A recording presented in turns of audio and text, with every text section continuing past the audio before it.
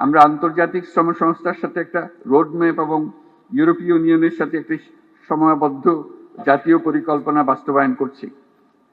তাছাড়া যুক্তরাষ্ট্র সরকারের সাথেও একটি 11 দফা লেবার অ্যাকশন প্ল্যান বাস্তবায়ন করছি।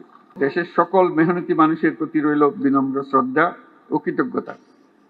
এই মহান দিনে আমি গভীর শ্রদ্ধার সাথে স্মরণ করছি সেই সকল শ্রমজীবী মানুষের যারা 24শে জুলাই গণ অভ্যুত্থানে নিহত হয়েছেন।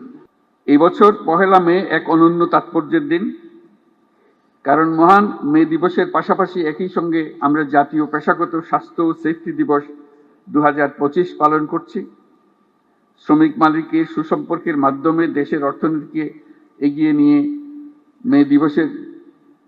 নিয়ে যেতে মে দিবসের গুরুত্ব অপরিসীম। এই বছর মে দিবসের প্রতিপাদ্য শ্রমিক মালিক এক হয়ে গর্ব এ দেশ নতুন করে। আমাদের দেশের টেকসই উন্নয়নের জন্য অত্যন্ত তাৎপর্যপূর্ণ।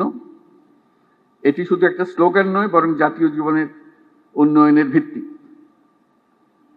কারণ শ্রমিক মালিক পরস্পরের পরিপূরক এবং তাদের যৌথ প্রচেষ্টায় একটি শক্তিশালী, আত্মনির্ভর ও সমৃদ্ধ বাংলাদেশ গড়ে তুলতে পারবে বলে আমি দৃঢ়ভাবে বিশ্বাস করি।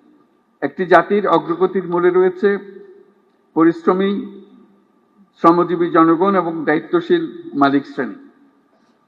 একজনের পরিশ্রম এবং আরেকজনের নেতৃত্ব, ব্যবস্থাপনা ও বিনিয়োগ মিলিয়েই বৃদ্ধি পায় উৎপাদনশীলতা, গড়ে ওঠে শিল্প ও অর্থনীতি। বাংলাদেশের পোশাক খাত, কৃষি, শিল্প, নির্মাণ, পরিবহন, প্রযুক্তি প্রতিটি খাতের উন্নতির পেছনে রয়েছে শ্রমিকের পরিশ্রম এবং মালিকের মেধা। দেশকে নতুন করে গড়ে তুলতে হলে এই ঐক্য, পারস্পরিক শ্রদ্ধা ও আস্থার পরিবেশ সৃষ্টি করতে হবে এবং তৈরি করতে হবে শ্রমিকের সম্ভাবনা, যাতে তারা যেন উদ্যোক্তা হবারও সুযোগ পায়। সুপ্রিয় উপস্থিতি, শ্রমিকের ন্যায্য স্বীকৃতি ও সামাজিক সুরক্ষা নিশ্চিত করতে আমরা প্রতিশ্রুতিবদ্ধ। আন্তর্জাতিক শ্রম কনভেনশন অনুস্বাক্ষরকারী দেশ হিসেবে বাংলাদেশের শ্রমমানকে আন্তর্জাতিক পর্যায়ে উন্নতিকরণে আমরা কাজ করছি। আমরা আন্তর্জাতিক শ্রম সংস্থার সাথে একটা রোডম্যাপ এবং ইউরোপীয় ইউনিয়নের সাথে একটি সময়বদ্ধ জাতীয় পরিকল্পনা বাস্তবায়ন করছি। তাছাড়া যুক্তরাষ্ট্র সরকারের সাথেও একটি 11 দফা লেবার অ্যাকশন প্ল্যান বাস্তবায়ন করছি। আন্তর্জাতিক সংস্থা এবং উন্নয়ন সহযোগী দেশসমূহের সাথে আমাদের অঙ্গীকারের অংশ হিসেবে আগামী জুনে অনুষ্ঠিতব্য 113তম আন্তর্জাতিক শ্রম সম্মেলনে বাংলাদেশ যোগদান করবে। এগুলো বাদেও আসল জিনিস যেটা আমাদের নিজস্ব প্রতিশ্রুতি, আন্তর্জাতিকভাবে আমরা কি করলাম না করলাম সেটা তো হবেই, কিন্তু আমাদের নিজেদের প্রতিশ্রুতি হলো আমাদের এই কমিশনের সংস্কার কমিশনের রিপোর্ট এবং তাদের সুপারিশমালা। সেই সুপারিশমালাই হবে আমাদের লক্ষ্য, যেটা বাস্তবায়ন প্রতিটি অক্ষরে অক্ষরে যেন আমরা বাস্তবায়ন করতে পারি, সেদিকে অগ্রসর হবে। নিরাপদ ও স্বাস্থ্যকর কর্মপরিবেশ নিশ্চিত করা শুধু শ্রমিকের অধিকারই নয়, এটি শিল্প অর্থনীতির উন্নয়নের অন্যতম শর্ত।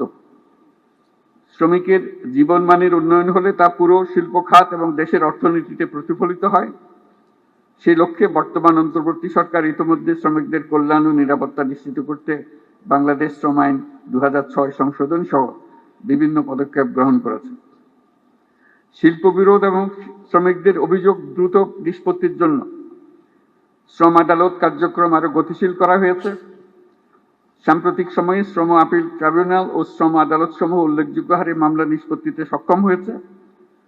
শ্রম আদালত সমূহকে আরো কার্যকরণের পাশাপাশি আমরা বিকল্প বিরোধ নিষ্পত্তি ব্যবস্থা অধিকতর শক্তিশালী করার উদ্যোগ নিয়েছি। শ্রম কর্মসংস্থান মন্ত্রণালয়ের আওতাধীন কেন্দ্রীয় তহবিলের মাধ্যমে তৈরি পোশাক খাতে এবং শ্রমিক কল্যাণ ফাউন্ডেশনের মাধ্যমে তৈরি পোশাক খাত ব্যতীত অন্যান্য খাতে কর্মরত দুর্ঘটনার শিকার শ্রমিক ও তাদের পরিবারকে এককালীন আর্থিক সুবিধা প্রদান করা হয়ে থাকে। এই সুবিধাকে আন্তর্জাতিকভাবে গ্রহণযোগ্য রূপ প্রদানের জন্য কর্মক্ষেত্রে নিহত ও আহত শ্রমিকদের ও তাদের পরিবারের অধিকার রক্ষায় শ্রম কর্মসংস্থান মন্ত্রণালয়ের ILO এর সহায়তায় শ্রমিকদের জন্য একটি সর্বজনীন এমপ্লয়মেন্ট ইনজুরি স্কিমের পাইলট প্রকল্প বর্তমানে বাস্তবায়ন আছে। অন্যান্য উদ্যোগের পাশাপাশি সারা দেশে 32টি শ্রম কল্যাণ কেন্দ্রের মাধ্যমে শ্রমজীবী মানুষের স্বাস্থ্যসেবা প্রদান করা হচ্ছে। শিশু শ্রম নিরসনের লক্ষ্যে নানামুখী উদ্যোগ গ্রহণ করা হয়েছে। এ পর্যন্ত 44টি সেক্টরে ন্যূনতম মজুরি নির্ধারণ করা হয়েছে। তাছাড়া নিরাপদ ও শোভন কর্ম, পরিবেশ বান্ধব প্রযুক্তি এবং দক্ষ জনশক্তি ব্যবহারের মাধ্যমে টেকসই উন্নয়নে অবদানের জন্য প্রতি বছর গ্রিন ফ্যাক্টরি অ্যাওয়ার্ড দেওয়া হচ্ছে। শ্রমিক মালিকদের সাথে দফায় দফায় আলোচনার মাধ্যমে শ্রম সন্তোষ বহুলাংশ কমিয়ে আনা সম্ভব হয়েছে। শ্রমিকের অধিকার রক্ষার পাশাপাশি শিল্পকেও বাঁচিয়ে রাখতে হবে।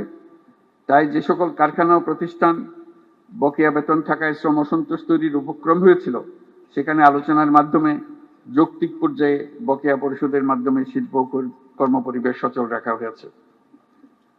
একটি দেশ কেবলমাত্র সমৃদ্ধ হয় যখন তার শ্রমিকেরা নিরাপদ ও সুষ্ঠু পরিবেশে কাজ করতে পারে, মালিকরা তাদের শ্রমের যথাযথ মূল্যায়ন করতে পারে।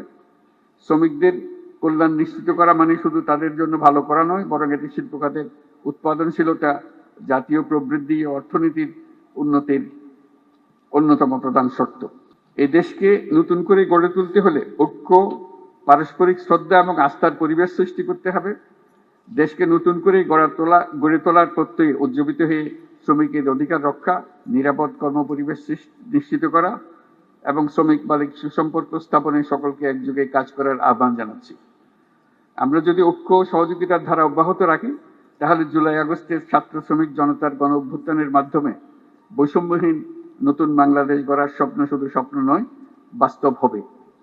বাংলাদেশ অত্যন্ত শ্রমঘন দেশ বিদায় শ্রমিকের অধিকারকে সর্বোচ্চ গুরুত্ব দিয়ে কাজ করতে হবে। আমাদের অনেক দূর পথ পাড়ি দিতে হবে। বিভিন্ন প্রশিক্ষণ ও কর্মসূচি গ্রহণের মাধ্যমে অদক্ষ শ্রমিকদের দক্ষ শ্রমিকে রূপান্তরিত করতে হবে।